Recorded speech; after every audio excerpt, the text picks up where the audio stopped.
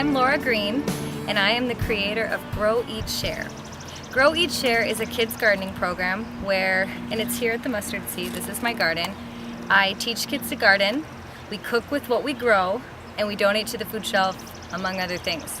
Today's class we made spicy black bean quinoa soup, and what we did is we went around the garden and if we had time we planted these things. But if we didn't have time, depending on the length of the class, we went around and we just looked at the different sizes of carrots that we had growing, and we discussed them, and we looked at the seeds so we knew what those looked like and how long they took to grow. And then we went and we looked at the onions, and we looked at the different ways that onions can be planted and talked about that. And then for the cilantro, we did the same thing. We went around and we cut what we could, and then we used a bunch from the store because we didn't have quite enough, but we did plant a lot of cilantro so they could see what it'll look like as the class goes on. When we got inside, they were in charge of getting all the ingredients ready.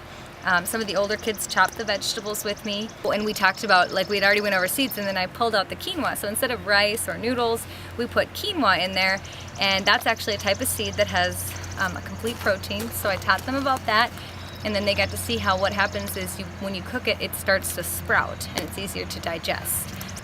They even got to take part in some of the stirring on the stove and sauteing, and then we just put it all together. It's a fairly simple process, and we all sat down and ate a family meal together at the end, and I think they all enjoyed it. Well, I think this class was so important because one reason, for the older kids, it gives them the confidence that they can make soup. A lot of people that I know, even adults, don't make soup, they buy it from a can.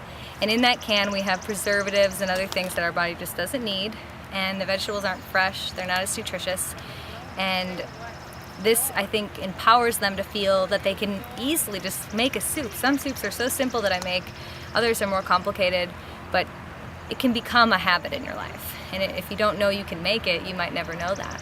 For the little kids, I think it's just fun to make a soup. It's fun to pull carrots from the soil and pull onions from the soil.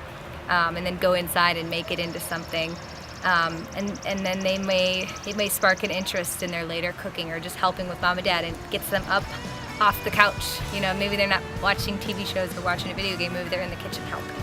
So I think it's important for a lot of different reasons.